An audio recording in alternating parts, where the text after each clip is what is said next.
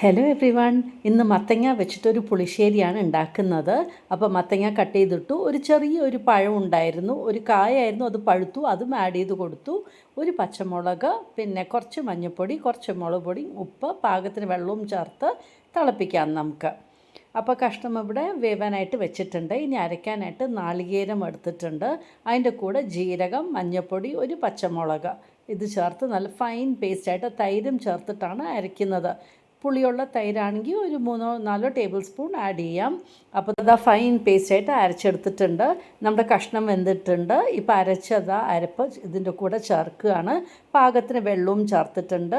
നന്നായിട്ട് മിക്സ് ചെയ്ത് കൊടുത്ത ശേഷം ഒന്ന് ജസ്റ്റ് ഒന്ന് തിളച്ചാൽ മതി. ഓഫ് ചെയ്ത ശേഷം നമുക്ക് കടുക് വറുത്തിടാം. കടുക് വറുക്കുമ്പോൾ കുറച്ച് ഉലുവയും കൂടെ ആഡ് ചെയ്തു, ചുവന്ന മുളകും പിന്നെ കരിവേപ്പിലയും. അങ്ങനെ അടിപൊളിയായിട്ട് നമ്മുടെ പംകിൻ വെച്ചിട്ടുള്ള പുളിശ്ശേരി റെഡി ആയിട്ടുണ്ട്.